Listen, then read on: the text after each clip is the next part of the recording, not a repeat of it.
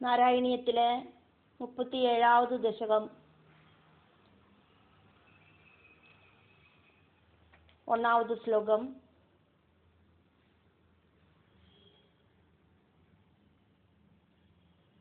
நித்திய நிரந்தர ஆனந்த ஸ்வரூபனாயிருக்கிற பகவானே அப்படின்னு பட்டதிரி பகவானை கூப்பிடுறார்.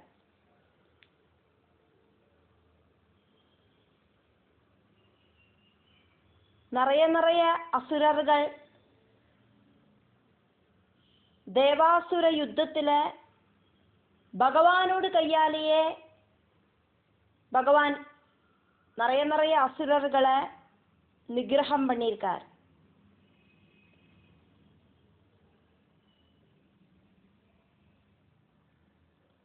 அப்படி பகவானோடு கையால நிகிரகிச்சிட்டு கூடியும் அந்த அசுரர்களுக்கு பாபகர்மங்கள் பேலன்ஸ் இருக்கிறதுனால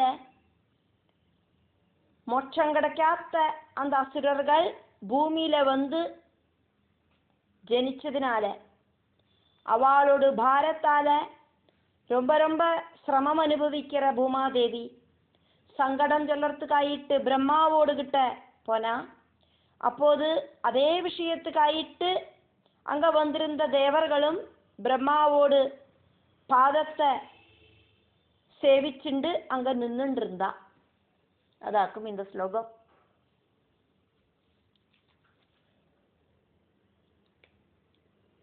சாந்திரானந்ததனோ ஹரே, சாந்திர ஆனந்த தனோ ஹரே, பரம ஆனந்த ஸ்வரூபனாயிருக்கிற பகவானே கிருஷ்ணா, ஒருபோதும் அழிவில்லாத ஆனந்தம் இருக்கிற பகவானே, நித்திய நிரந்தர ஆனந்த ஸ்வரூபனாயிருக்கிற பகவானே கிருஷ்ணா.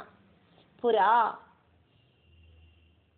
முன்னால ஒன்ஸ் அப்பான் ஏ டைம் தேவ அசுர சங்கரே, தேவ அசுர யுத்தத்துல தேவர்களும் அசுரர்களுமான யுத்தத்துல ஆரெல்லாம் ஆக்குமோ தொது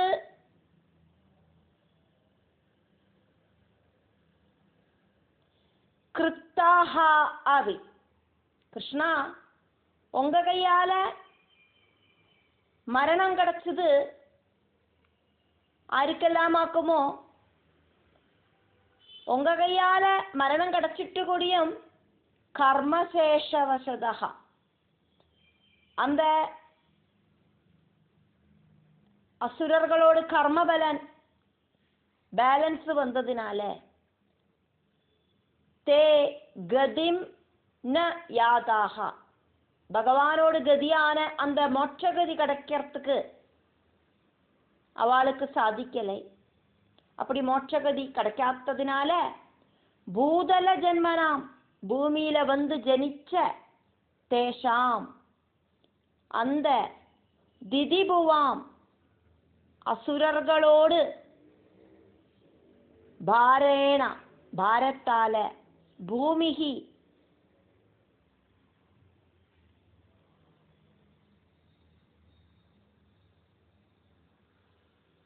தூர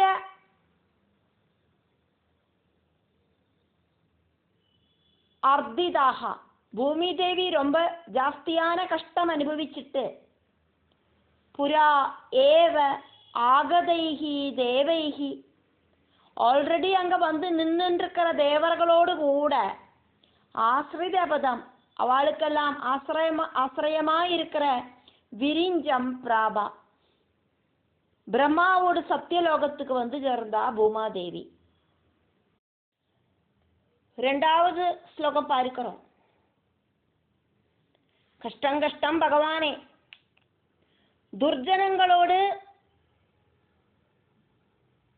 அந்த பாரத்தால தாங்க முடியாத சிரமம் அனுபவிச்ச அந்த பூமாதேவி சமுத்திரத்துல தாழ்ந்து போறதுக்கு ரெடியாயிருக்கிற என்ன காப்பாத்தணுமே, என்னோட சங்கடம் எந்த அளவுக்காக்கும் இருக்கு அப்படிங்கிற விஷயத்த உங்ககிட்ட வந்து நிற்கிற இந்த தேவர்கள்கிட்ட கேட்டானா அவ சொல்லுவா. இப்படியெல்லாம் புலம்பி திருத்துன்னு இருக்கிற பரவசையாயிருக்கிற பூமியை பார்த்துட்டு பிரம்மா பக்கத்துல நிற்கிற தேவர்களோட முகத்தை பார்த்துட்டு அதுக்கப்புறமா பகவான் நாராயணனை பிரம்மா ஸ்துதிச்சார். ஹரே துரிதமகற்றற கிருஷ்ணா, ஹா ஹா கஷ்டம் கஷ்டம், துர்ஜன பூரி பாரமதிதாம், துஷ்டர்களோடு ரொம்ப ஜாஸ்தியான பாரத்தால நெறிஞ்சு அமர்ந்த அவஸ்தையில இருக்கிற பாதோனிதௌ பாதுகாம், காரண ஜல சமுத்திரத்துக்கு விழறதுக்கு ரெடியா இருக்கிற ஏதாம் பாலையா, இப்படியெல்லாம் கஷ்டப்பட்டு இருக்கிற என்ன காப்பாத்தனமே. ஹந்தா கஷ்டம் கஷ்டம், மே விவசதாம், என்னோட துக்கங்களை சம்பந்திச்சு இமான் தேவான் சம்பிரிச்சா, இந்த தேவர்கள் கிட்ட கேட்டு பாருங்கோம் பிரம்மாவே. இது ஆதி பிரஜுர பிரலாப விவசா, இப்படியெல்லாம் இருக்கிற பல விதத்தில் இருக்கிற வார்த்தைகளால அழுது புலம்பி தளர்ந்து நிற்கிற மஹீம் ஆலோக்கியா, அந்த பூமாதேவியை பார்த்துட்டு தாதா பிரம்மா பரிதஹா தேவானாம் வதனானி, கூடி நிற்கிற தேவர்களோட முகங்களையும் வீட்சியா பார்த்துட்டு பவந்தம் தத்யௌ, கிருஷ்ணா பகவானே பிரம்மா உங்களை தியானிச்சாரே. மூணாவது ஸ்லோகம். பிரம்மா இப்படி சொன்னார், தேவர்களே பூமாதேவி சொன்ன வார்த்தைகள் எல்லாம் உண்மையாக்கும்.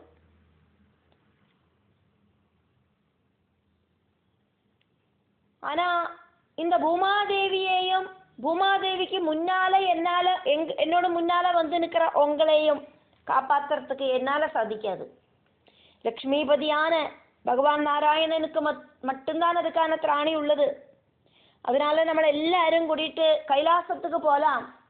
ஸ்ரீ பரமேஸ்வரனை முன்னால நிப்பாட்டிண்டு தலைவனாக நிப்பாட்டிண்டு கைலாசத்திலேருந்து வைகுண்டத்துக்கு போய் வைகுண்டநாதனை சரணடையலாம்.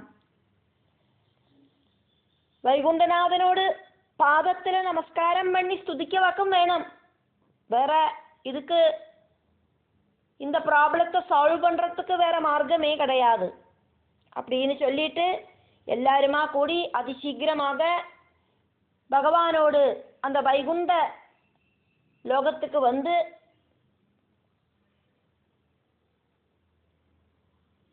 பகவானை சரணடைஞ்சா.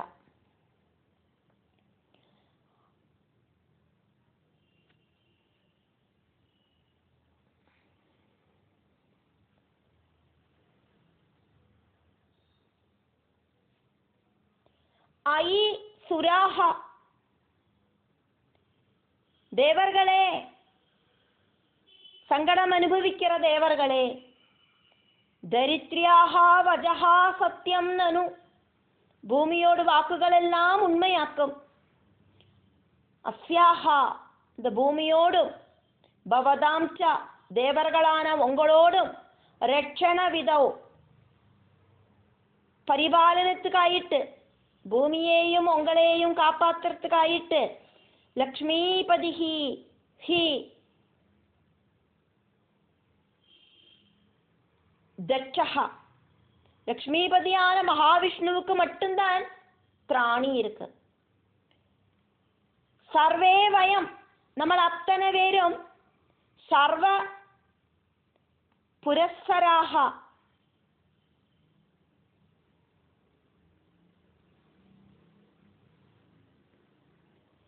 പരമശിവനെ മുന്നാലെ നിപ്പാട്ടിണ്ട്, ഒരു തലൈവനായിട്ട് നിപ്പാട്ടിണ്ട്. ഇതഹ, இந்த சத்தியலோகத்திலேருந்து பயோவாரிதிம் கத்வா, பாலாழிக்கு போயிட்டு தம் நத்வா, அந்த வைகுண்டமூர்த்தியை நமஸ்காரம் பண்ணிட்டு ஸ்துமஹே, நமக்கு எல்லாருக்கும் ஸ்துதிக்கலாம். இது இப்படியாக அம்புஜபூஹு பிரம்மா அமூன் ஊஜே தேவர்கள்கிட்டையும் பூமாதேவிட்டையும் சொன்னார். சாகம் எல்லாரும் கூடி ചേർന്നുണ്ട്. பூமாதேவி தேவர்கள் அத்தனை பேரும் കൂടി ചേർന്നുണ്ട് പരമശിവനെയും കൈലാസത്തിലേന്ത് കൂട്ടിണ്ട്. തവ ആകേതനം ച യയുഹു ഭഗവാനേ നാരായണ உங்களோட வாசஸ்தானமான வைகுண்ட லோகத்துக்கு யாத்திரையான. 4வது ஸ்லோகம் பார்க்கிறோம். அவ எல்லாரும் ஒரு சேர அழகாயிருக்கிற தென்றலோடு கூடின பாலாழியோடு தீரத்தில் வந்து பகவானோடு பாதபத்மத்தை தியானிச்சுருக்கிறத பிரம்மா பகவானோடு வாக்க ஹிருதயத்தில் கேட்டார். எல்லாரையும் ஆனந்திப்பிச்சுண்டு பிரம்மா சொன்னார், பரமாத்மாவான பகவான் எங்கிட்ட இப்படி சொன்னார், பகவான் எங்கிட்ட என்னோட மனசுக்குள்ள என்ன வாக்கும் சொன்னார் அப்படிங்கிறத நான் உங்ககிட்ட சொல்லறேன்னு எல்லாரும் கேட்டுக்குங்கோ. தே அவ அத்தனை பேரும் முக்த அனிலசாலி ரொம்ப ஜாஸ்தியான குஷி தர பூந்தென்றல் வீசற அந்த துக்த ஜலதேகே தீரம் பாலாழி தீரத்தில் கதாக போயிட்டு தொது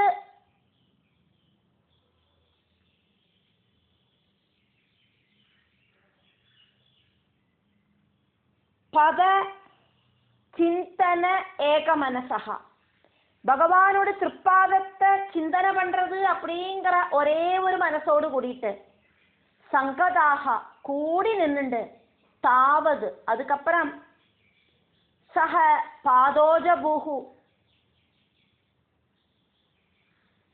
இப்படியாக தேவர்கள் பூமி பிரம்மா എല്ലാരും ഭഗവാനെ പ്രാർത്ഥിച്ചോണെ.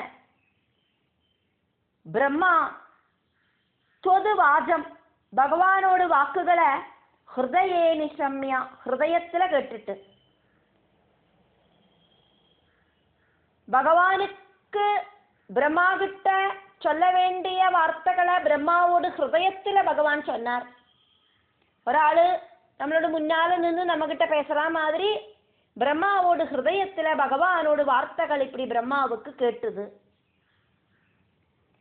சகலான் ஆனந்தயன் அத்தனை பேரையும் குஷிப்படுத்திண்டு ஊஜிவான் பிரம்மா சொன்னார், பரமாத்மனா ஸ்வயம் பரமாத்மாவனால டைரக்ட் ஆயிட்டு அகம் நான் ஆக்கியாதா சொல்லப்பட்டேன்.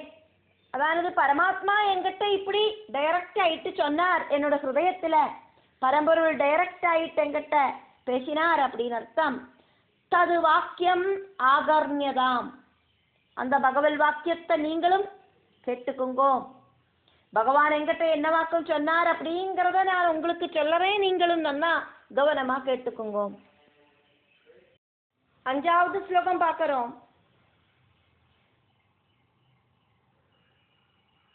ரொம்ப ரொம்ப குருவல் ஆக்டிவிட்டி எல்லாம் இருக்கிற துஷ்ட ராஜாக்கள் காரணமாயிட்டு தேவர்களுக்கும் பூமிக்கும் வந்து சேர்ந்திருக்கிற இந்த சிரமமான சிச்சுவேஷன் அது எனக்கு தெரிஞ்சாச்சு அப்படின்னு பகவான் பிரம்மாவோட ஹிருதயத்துல பேசுறார்.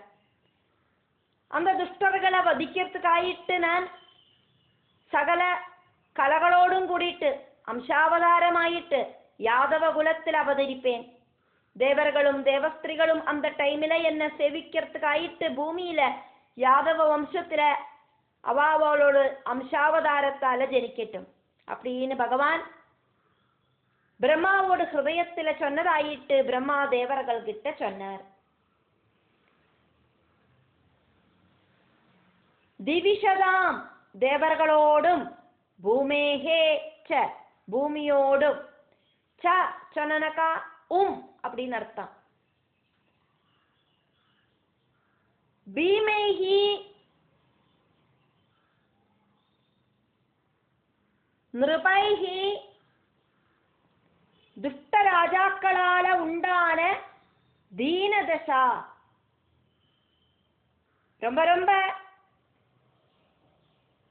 சிரமமான அவஸ்தையெல்லாம் அகம் ஜானே, நான் தெரிஞ்சுட்டு தான் இருக்கேன். சஹா, அதெல்லாம் தெரிஞ்ச, அகம் நான், தது க்ஷேபாய அந்த சிரமங்களையெல்லாம் இல்லாம பண்றதுக்காயிட்டு சமக்ர ஆத்மனா பரிபூர்ண அவதாரம் எடுத்துட்டு, பூர்ணாவதாரம் எடுத்துட்டு, ஸ்ரீ கிருஷ்ணாவதாரம் எடுத்துட்டு, யாதவ குலே பவாமி, யாதவ குலத்துல நான் இதா வந்து சேரறதுக்கு ரெடி ஆயாச்சு. தேவாகா தேவர்கள் கலையாகா அம்ச அவதாரம் ஆயிட்டு விஷ்ணுகுலே பவந்து, விஷ்ணுகுலத்துல வந்து ஜனிக்கணும்.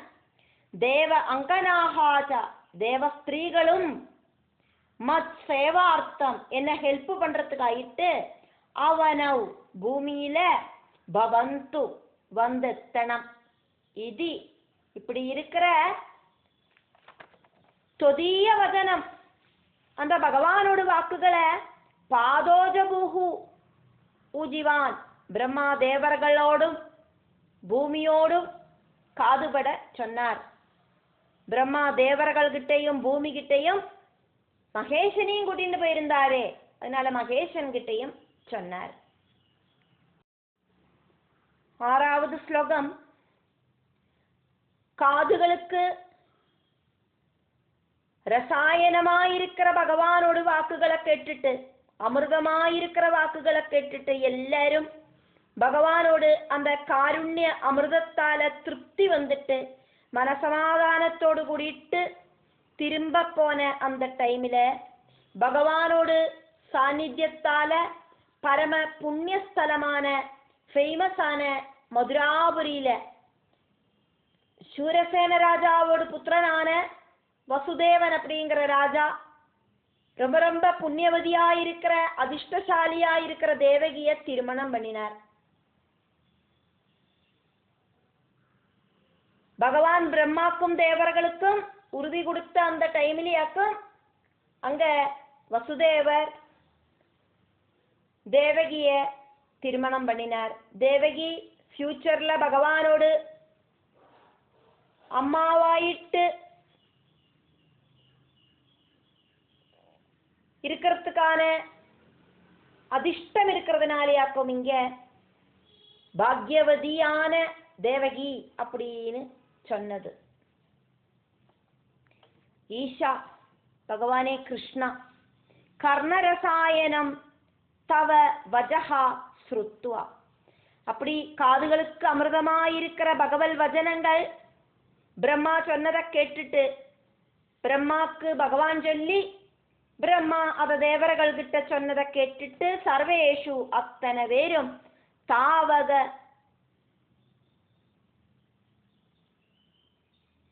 கிருபாபீயூஷ திருப்த ஆத்மசு, பகவானோடு காருண்யமாயிருக்கிற அமிர்தனால திருப்தி வந்த மனசோடு கூடிட்டு நிர்வாபித சாந்தேஷு, அவாவாளோடு எல்லா துக்க ஆதிகளும் இல்லாம ஆயிட்டு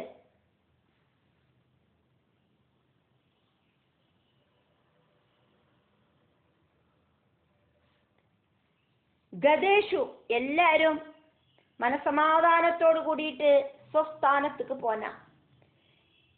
பவத் சாநித்திய புண்ணிய உத்தரே, பகவானோட சாநித்தியத்துல ரொம்ப ஜாஸ்தியான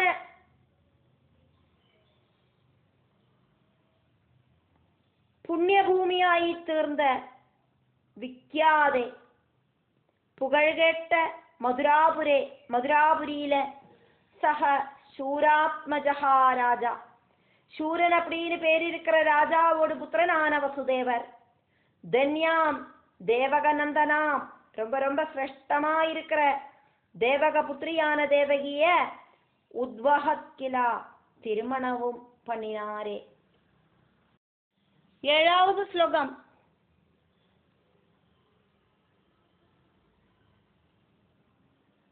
திருமணம் முடிஞ்சிட்டு தேவகியோடு சகோதரனான கம்சன் அந்த தம்பதிகளை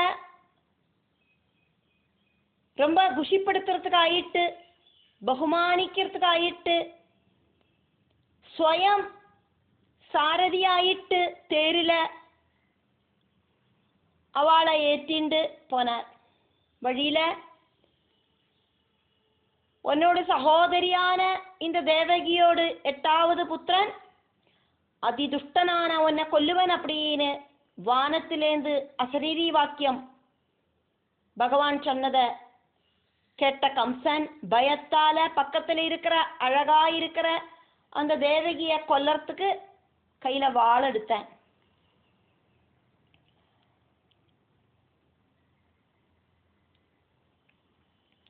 அதா வசுதேவ தேவகி திருமணத்துக்கு அப்புறம் உத்வாக அவசிதவ் விவாகம் முடிஞ்ச அந்த டைமில் ததீய சகஜகா தேவகியோட சகோதரன் கம்சகா கம்சன் ஏதவ் சம்மானயன் தேவகியையும் வசுதேவரையும் பகுமானம் பண்றதுக்காயிட்டு சூததையா அவளோடு தேராளியாயிட்டு சாரதியாயிட்டு ரதேகதகா ரதத்துல தேர்ல அவளோடு கூட யாத்திரையானார். தேவகி அப்படிங்கிற சகோதரியோடு பிரியமான அண்ணாவாயிருந்தான் கம்சன். அதனாலேயாக்கும் സ്വയം தேராளியாயிட்டு மாறினது.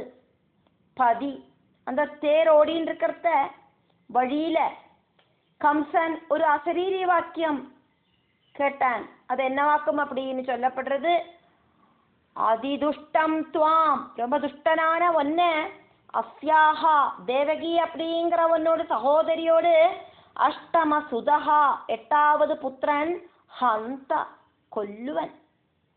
இது இப்படி இருக்கிற வியோமம் ஆகாசம் உத்தயா அந்த ஆகாசத்திலேருந்து கிளம்பின தொதுகிறா பகவானோடு அசரீரி வார்த்தைகளை கேட்டுட்டு உருவத்தை காணோம், ஆனா சவுண்டு மட்டும் கேட்கறது, ശരീരം ഇല്ലാത്ത സൗണ്ട്, അതാക്കും അശരീരി വാക്യം. ഈരിതഹ ഭഗവാനോട് വാക്കുകൾ കാതുകൊടുത്ത് കേട്ടിട്ട് ഭഗവാൻ ചൊന്നതെല്ലാം സഹ തു அதை கேட்ட கம்சன் சம்த்ராசாது பயந்து வரச்சு அந்திககதாம் பக்கத்துல இருக்கிற தன்வீம் அழகியாயிருக்கிற சகோதரி தேவகிய ஹந்தும் கொல்லறதுக்காக கிருபாணியும் அதாவது வாழ கையில எடுத்தேன். 8வது ஸ்லோகம். தேவகியோடு தலைமுடி பிடிச்சு இழுத்து துஷ்டபுத்தியான கம்சன் ரொம்ப நேரம் கோபத்தோடு கூடிட்டு இழுத்து பிடிச்சிட்டு தேவகிய கொல்லறதுக்கு ரெடியானோன்னு தேவகிய அப்பதான் திருமணம் பண்ணிட்டு இருந்த அந்த வசுதேவர் பல பல சமாதான வாக்குகள் சொல்லிட்டும் தேவகியோட தலைமுடியிலேருந்து கம்சன் பிடிவிடலை. கடைசியில தேவகியோடு எல்லா புத்திரர்களையும் அந்த துஷ்டனை ஏழ்பிக்கிறேன் அப்படின்னு வசுதேவர் சொன்னதினால திருப்திப்பட்டு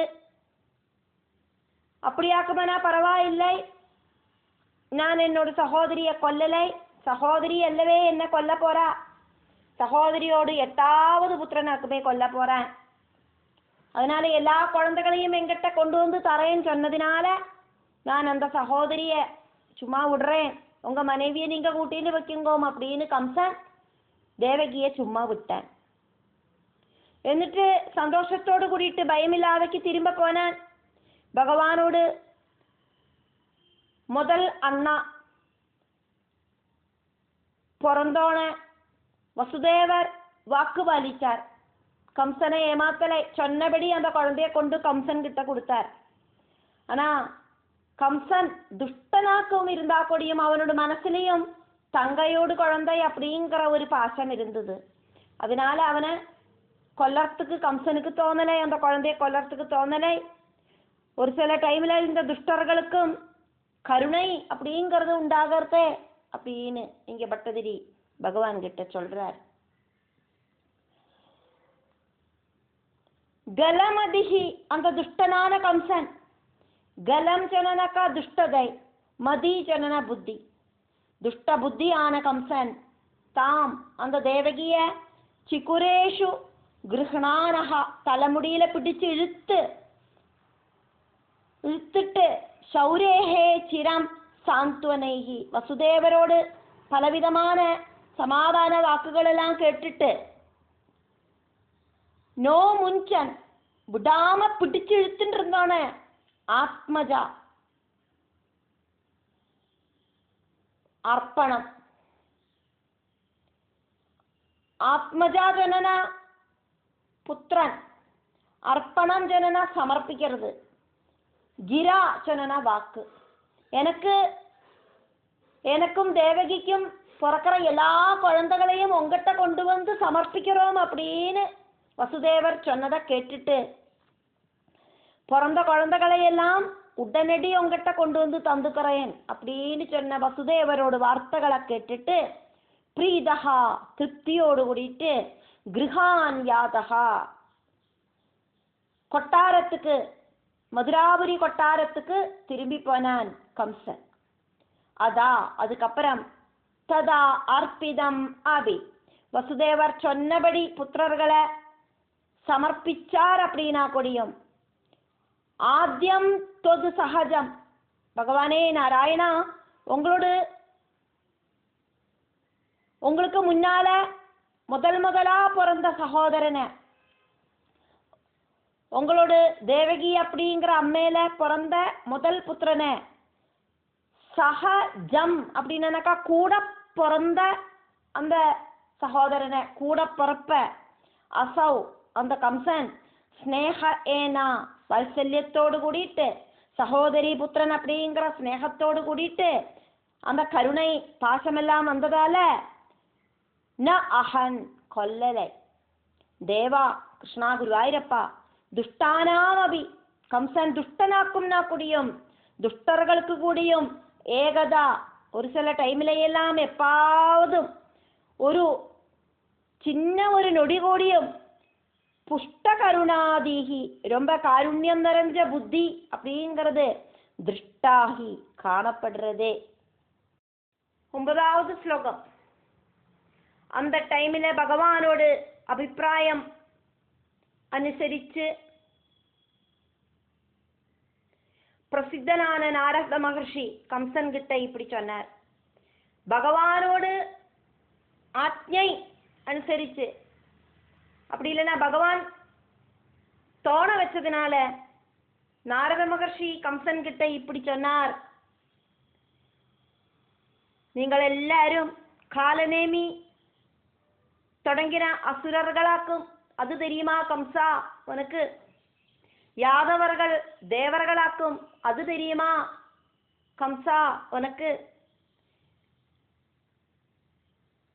மாயாசாலியான அந்த விஷ்ணு பகவான் உன்னை கொல்லறதுக்கு வேண்டிட்டு தேவர்களோட பிரார்த்தனை அனுசரிச்சு தேவகியோடு 8வது புத்திரனாயிட்டு ஜனிக்கவே செய்வர். அதுல எந்த விதமான டவுட்டும் இல்லை அப்படின்னு நாரதர் சொல்றார். இந்த வாக்குகள் கேட்டு கம்சன் யாதவர்களை ரொம்ப ரொம்ப துரோகிச்சார். வசுதேவரோடு புத்திரர்களை எல்லாம் கொல்லவும் செஞ்சார். தாவது அந்த டைம்ல தொது மனசாயேவா பகவானோட மனசு பிரகாரம்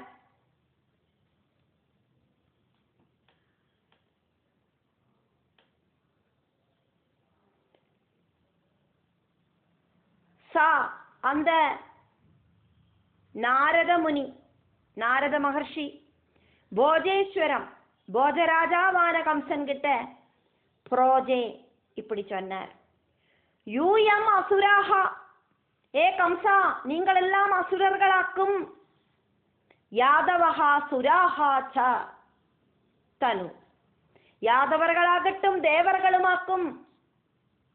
பிரபோ கிம் நா ஜானாசி, நாரதர் கம்சன்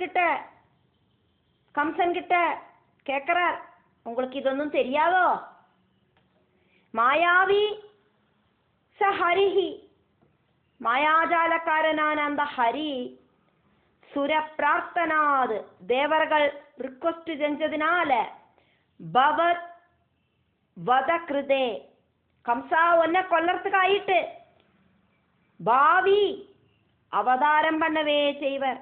இது ஆகர்ணியா, இதெல்லாம் கேட்டுட்டு அசௌ அந்த கம்சன் அப்படிங்கிற துஷ்டன் யதூன் அதூதுனத், யாதவர்களை எல்லாம் பயமுறுத்தி சௌரேஹே சூனூன் அஹஞ்ச, வசுதேவ புத்திரர்களை எல்லாம் கொல்லவும் செஞ்சான். பகவான் என்னத்துக்காக்கும் நாரதரை தூது விட்டு கம்சனை பகவானோடு சகோதரர்களை எல்லாம் கொல்லறதுக்கு வச்சார்?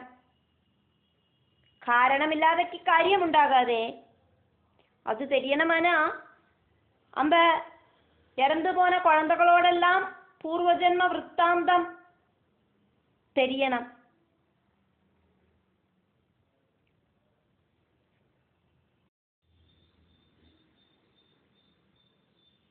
தேவகியோடு இறந்து போன கம்சன் அடிச்சு கொன்ன 6 புத்திரர்கள். முதல் புத்திரனோட பேரு கீர்த்திமான். அந்த குழந்தையாக்கும் கம்சன் கருணை தோணிட்டு கொல்லாம திருப்பி கொடுத்தார் அப்படிங்கிறத நம்ம பார்த்தோம். துஷ்டர்களான செலவாளுக்கு ஒரு சில டைமில் ஒரு கருணை பாவம் எல்லாம் வரும். அதுக்கு ஒரு எடுத்துக்காட்டாயிட்டு கம்சனோடு அந்த பிரவൃத்தியை நம்ம பார்த்தோம். திருப்பி கொடுத்த அந்த குழந்தைய தூக்கிட்டு வசுதேவர் சங்கடப்பட்டு படுத்துட்டு இருக்கிற மனைவியான தேவகியோட பக்கத்துல வந்து சேர்ந்தார். குழந்தைய தேவகி கிட்ட கொடுத்தோன குழந்தையோட அம்மையான தேவகிக்கு அப்ப இருந்த ஆனந்தத்தை வர்ணிக்கிறதுக்கே முடியாது. இறந்து போன குழந்தை புனர்ஜீவன் கிடைச்சு வந்த மாதிரி அக்கும் அவளுக்கு அப்ப தோணிட்டு, வசுதேவ பத்னிகள் எல்லாம் அந்த குழந்தைய வந்து எடுத்து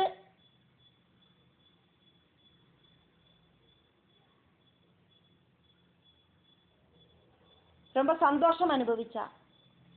அதுக்கப்புறமா எதுகுல ஆச்சாரியனான கர்கமுனியை கூப்பிட்டு அந்த குழந்தைக்கு கீர்த்திமான் அப்படின்னு நாமகரணம் செஞ்சான். கொஞ்ச நாள் கழிஞ்சோன பகவானோட இன்ஸ்ட்ரக்ஷன் படி பிரம்மபுத்திரனான நாரதர் கம்சராஜதானிக்கு வந்தார். மகர்ஷிய ஆதரவோடு கூடிட்டு ஸ்வீகரிச்சு உட்கார வச்ச கம்சன், உங்களுக்கு என்னால ஆக வேண்டியது ஏதாவது இருக்கா அப்படின்னு கேட்டார். நாரத மகர்ஷி சொல்றார், போஜராஜாவான கம்சா, உனக்கு ரொம்ப கீர்த்தியும் புகழும் எல்லாம் இருக்கு. ஆனா உன்னோட புத்தி அப்படிங்கிறது மங்கி போச்சோ அப்படின்னு எனக்கு ஒரு டவுட்டு. உன்னோட சகோதரி பிரசவிக்கிற 8வது புத்திரன் உன்னை கொல்லுவன் அப்படின்னு ஆக்குமே நீ கேட்ட அசரீரி வாக்கியம். முஜ்ஜன்மத்துல காலநேமி அப்படிங்கிற அசுரனாயிருந்தாய் நீ. தேவ அம்சத்தால தேவகி தேவியோடு புத்திரர்களாயிட்டு பிறக்கிறவா எல்லாரும் உனக்கு சத்ருக்கள் தான். அது உனக்கு தெரியாதா? அதனால உன்னை கொல்லறது 8வது புத்திரனே ஆகணும்னொന്നും இல்லை. இதெல்லாம் அந்த மாயாவி கிருஷ்ணனோடு வேலைகளாக்கும். ஏது புத்திரன் வேணுமானாலும் உன்னை கொல்லலாம் தேவகியோடு. இனி உன்னோட காதுல கேட்டா மாதிரி 8வது புத்திரன் தான் உன்னை கொல்லறான் அப்படின்னா கொடியும். அந்த புத்திரனோடு அண்ணாக்களான 7 பேரும் அவனுக்கு ஹெல்ப் பண்ண மாட்டான்னு உனக்கு என்னவாக்கும் ஒரு உறுதி? அതൊന്നും நீ யோசனையே பண்ண மாட்டியோ? அதனாலேயாக்கும் உனக்கு கொஞ்சம் புத்தி அப்படிங்கிறது மங்கி போச்சோ அப்படின்னு எனக்கு டவுட் வந்தது. நாரதன் இங்க நடக்கிறது அங்க சொல்லி, அங்க நடக்கிறது இங்க சொல்லி சண்டை உண்டாக்குறவனாக்கும் அப்படின்னு நீ நினைச்சுண்டு நான் சொன்னதை நீ கேட்காட்டாலும் எனக்கு விரோதம் ஒண்ணுமில்லை. வேண்டது வேண்ட சமயத்துல வேண்ட மாதிரி நடக்கணும் அப்படிங்கிற ஒரு நல்ல உத்தேசம் மட்டும்தான் எனக்கு உள்ளது அப்படின்னு நாரதர் சொன்னார். கம்சனுக்கு அப்போ தோணித்து, முன்ன பின்ன யோசனை பண்ணாதக்கு இப்படி அந்த குழந்தைய திரும்ப கொடுத்துட்டோமே, சரியில்லை சரியில்லை. சாடி எந்திருந்தான். ஒரு மதையான மாதிரி ஓடிப்பாஞ்சு சகோதரியோடு அந்த இடத்துக்கு போயிட்டு தொட்டில படுத்து தூங்குற அந்த கீர்த்திமான் அப்படிங்கிற குழந்தைய காலில தூக்கி பிடிச்செடுத்து வெளியில கொண்டு வந்து ஒரு பாறை மேல அடிச்சு கொன்னேன். அந்த குழந்தையோட ரத்தமும் அதே மாதிரி தலையோட்டியும் எல்லாம் சின்னாபின்னான்னு சிதறி போனதை பார்த்து கைய கொட்டி சிரிச்சேன். தேவகிக்கு எത്ര குழந்தைகள் பிறந்தாலும் அவளை எல்லாம் இதே மாதிரியே கொல்லுவேன் அப்படின்னு சொல்லிட்டு அங்கேருந்து போனேன். தேவகி வசுதேவர்களை பெரிய ஒரு இரும்பு சங்கலையால பூட்டி ஜெயில போட்டு அடைக்கிறதுக்கும் அந்த துஷ்டன் கல்பிச்சேன். அதுக்கப்புறம் 18 மாசம் இடவிட்டு தேவகி 5 புத்திரர்களுக்கு கூடியும் ஜென்மம் கொடுத்தா. முதல் குழந்தைய எப்படி கொன்னானோ அதே மாதிரி கல்லில் அடிச்சு எல்லா குழந்தையும் கொன்னேன்.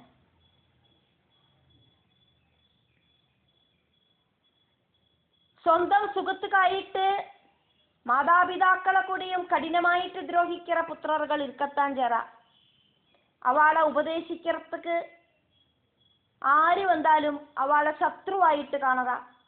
கம்சனோட சுபாவம் இந்த மாதிரி இருந்தது. துஷ்டனாக்கும் அப்பாவான உக்ரசேனன் பையன்கிட்ட இப்படியெல்லாம் பாப பிரவൃத்திகளை பண்ணாதே அப்படின்னு சொல்லி மகனை உபதேசிச்சோன அந்த வயசான பிதாவையும் இரும்பு சங்கலையால கட்டி போட்டு ஜெயில அடைச்சான் கம்சன். அசுர அம்சத்தால பிறந்த துஷ்டர்களான பிரலம்பன், சாணூரன், முஷ்டிகன், திருநாவர்த்தன், அரிஷ்டகன், கேசி, தேனுகன், பகன், அகாசுரன், பூதனை இப்படி இருக்கிற நிறைய மாயா சக்தி இருக்கிற தன்னோட அசிஸ்டன்ஸுகளை எல்லாம் கூப்பிட்டு கம்சன் சொன்னார், நாடு ஃபுல்லா ஓடி நடந்து சின்ன சின்ன குழந்தைகளை எல்லாம் கொல்லுங்கோ. பலரும் கம்சனோட உபதிரவம் தாங்க முடியாதக்கு மதுராபுரியிலேருந்து ஓடி போயிட்டா. கோசல ராஜ்யம், விதேக ராஜ்யம், நிஷத ராஜ்யம், விதர்ப ராஜ்யம் அப்படிங்கிற ராஜ்யத்துல போய் அபயம் பிராபிச்சா. பிராமணர்களோட யாகாதி சல்கர்மங்களை முழுவதும் இந்த கம்சன் முடக்கினான். மதுரை பாபிகளோடு ஒரு சங்கேதமாய் மாறித்து. தேவகியோடு இறந்து போன 6 புத்திரர்கள். முதல் புத்திரனோட பேரு கீர்த்திமான், 2வது புத்திரன் பத்ரசேனன், 3வது புத்திரன் ரிஜு, ரிஷி அப்படிங்கிற அந்த அப்படிங்கிற எழுத்து ரிஜு, 4வது புத்திரன் சமர்த்தன், 5வது புத்திரன் சமீஷன், 6வது புத்திரன் அகீஸ்வரன். இப்படி 6 குழந்தைகளையும் கம்சன் கொன்னான். பகவான் என்னத்துக்காக்கும் நாரதரை தூது விட்டு கம்சனை விட்டு இப்படி தேவகியோடு 6 புத்திரர்களை கொல்ல வச்சார். அது தெரியணுமானா அந்த குழந்தைகளோடு பூர்வ ஜென்ம விற்த்தாந்தம் தெரியணும் அப்படிங்கிறதையாக்கும் நம்ம பார்த்தோம். காரணம் இல்லாதக்கு காரியம் உண்டாகாது. தேவகியோடு 8வது புத்திரனாயிட்டு ஸ்ரீகிருஷ்ண பகவான் அவதாரம் எடுக்கிறார். முதல் குழந்தையோடு பேரு கீர்த்திமான் அப்படிங்கிறத பார்த்தோம். அதுக்கப்புறமா இருக்கிற குழந்தைகளோட பேரையும் பார்த்தோம். முன்னொரு ஜென்மத்துல தேவதைகளாயிருந்தா இந்த 6 குழந்தைகளும் அவளோடு ஒரு சில பிரவൃத்திகளை ഇഷ്ടപ്പെടാത്ത ബ്രഹ്മ അവളെ അസുരനായിട്ട് ജനിച്ച് നരകം അനുഭവിக்கிறதுக்கு ശപിച്ചാർ. அந்த தேவர்கள் ഹിരണ്യകശിപുവോട് പുത്രൻ കാലനേമിയോട് 6 പുത്രர்களായിട്ട് ജനിച്ച, അസുരர்களായിട്ട് ജനിച്ച ബ്രഹ്മാവോട് അനുഗ്രഹത്താല് അസുരர்களാണ്.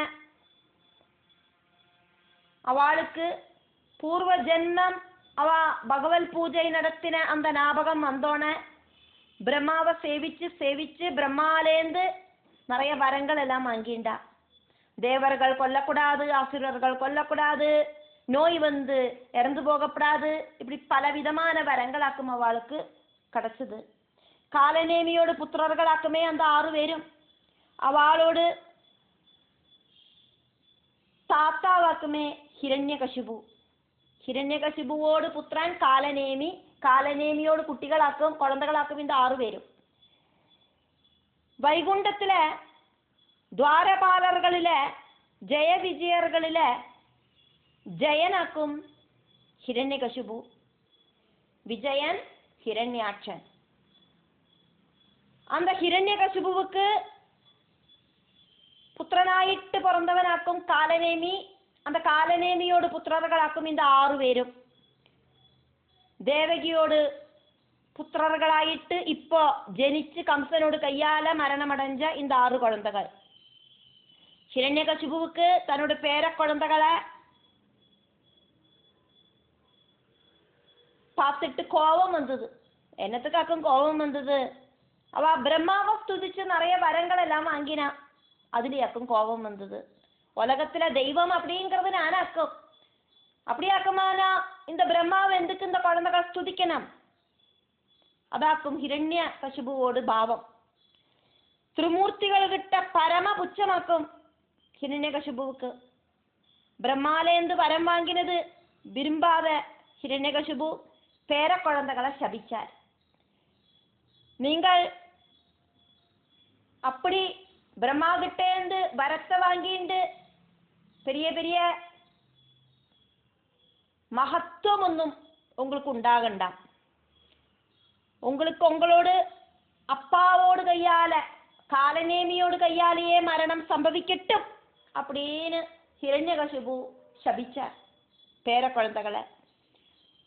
അടുത്ത ജന്മത്തിലെ കാലനേമി കംസനായിട്ടും കാലനേമിയോട് 6 പുത്രர்கள் ദേവകീ പുത്രர்களായിട്ടും ജനിച്ച കംസൻ പൂർവജന്മത്തിലെ കാലനേമിയായിട്ടും സ്വന്തം പുത്രകളെ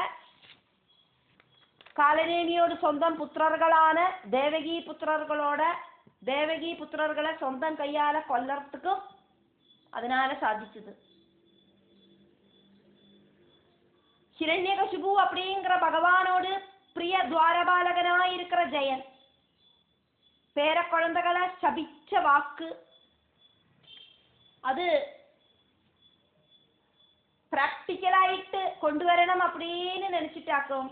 ദേവകിയോട് 6 പുത്രകളെ കംസനെ വിട്ട് കൊല്ലർത്തുക്ക് ഭഗവാൻ നിശ്ചയിച്ചത്. അതിനാലേക്കും നാരദ മഹർഷിക്ക് அப்படி ஒரு இன்ஸ்ட்ரக்ஷன் பகவான் கொடுத்தது. கம்சன் கிட்ட போய் இப்படி சொல்லு, அந்த குழந்தைகளை எல்லாம் கொல்லு அப்படின்னு தோண வச்சது. ஸ்லோகம் 10. ദേവകിയോട് 7வது ഗർഭമായി തീർന്ന അനന്തനെ ഭഗവാനോട് നിയോഗത്താല് മഹാമായാദേവി വസുദേവരോട് இன்னொரு மனைவியான ரோஹிணியோடு உதரத்துல மாற்றின. அதுக்கப்புறம் சச்சிதானந்த ஸ்வரூபனாயிருக்கிற பகவானும் தேவர்களால ஸ்துதிக்கப்பட்டு தேவகியோடு உதரத்துக்குள்ள பிரவேசனம் பண்ணினான். அப்படியெல்லாம் இருக்கிற கிருஷ்ணா, பகவான் என்னோடு சகல ரோகங்களையும் நிகழ்த்தி விட்டு எனக்கு சிரேஷ்டமான பக்தி தந்து அனுகிரகிக்கணுமே கிருஷ்ணா. போஹோ மாதவா,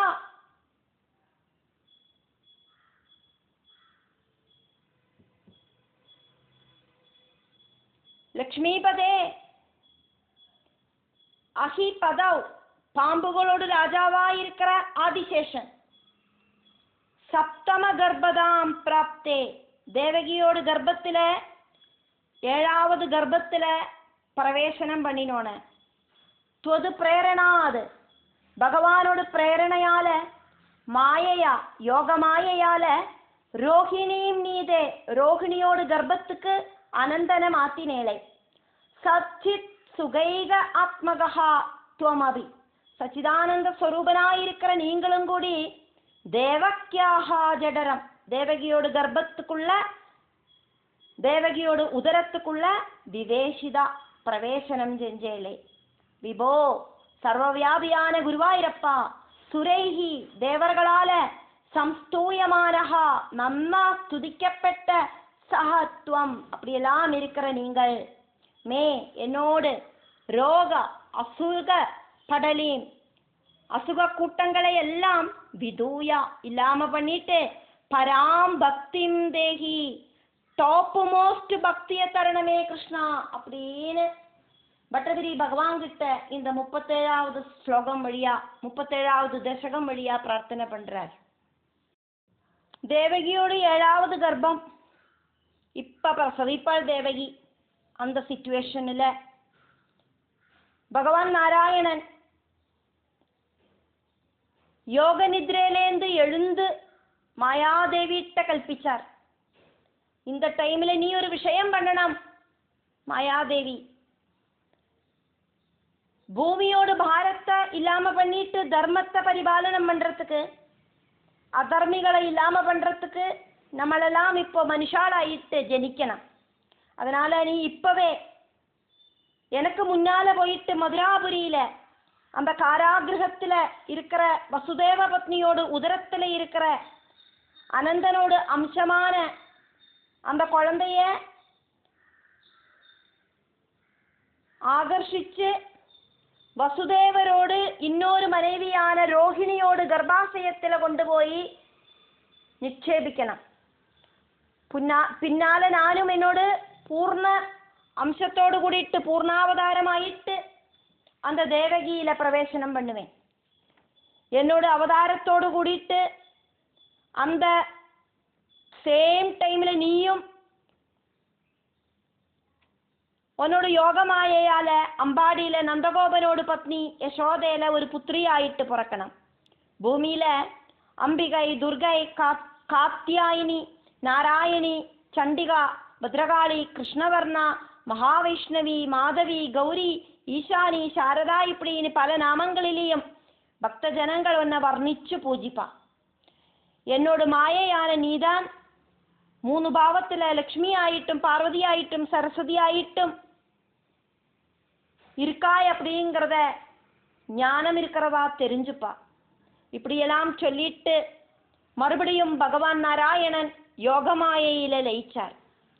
உடனடியா மாயா பகவதி தேவகியோடு கர்ப்பஸ்த சிசுவை ஆகர்ஷிச்சு ரோஹிணியில நிക്ഷേപിச்சதுக்கு அப்புறம் கோப வனிதையான யசோதையோடு உதரத்துல யசோதையோடு புத்திரி ஆயிட்டு பிறக்கிறதுக்கு பிரவேசனம் பண்ணினான். அதோடு கூடிட்டு 7ஆம் மாசத்துல தேவகியோடு கர்ப்பம் இல்லாம போச்சு அப்படிங்கிற வார்த்தை எங்கும் பறந்தது. கம்சனுக்கும் அந்த விஷயம் தெரிஞ்சது.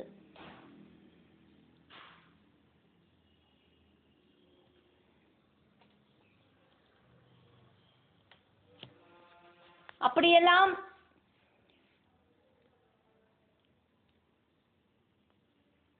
இருக்கிற குருவாயூரப்பா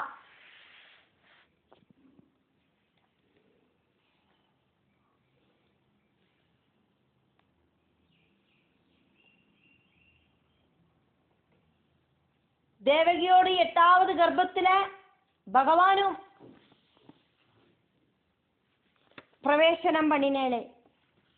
அப்படியெல்லாம் இருக்கிற பகவானே, என்னோட சர்வ நோய்களோட கூட்டத்தையும் இல்லாம பண்ணணுமே. பகவான் நினைச்சானா எத்தனை செகண்டாக்கும் வேணும் என்னோட நோயை இல்லாம பண்றதுக்கு அப்படின்னு பட்டதிரி பகவான் கிட்ட கேட்கறதையாக்கும் நம்ம பார்க்கிறோம்.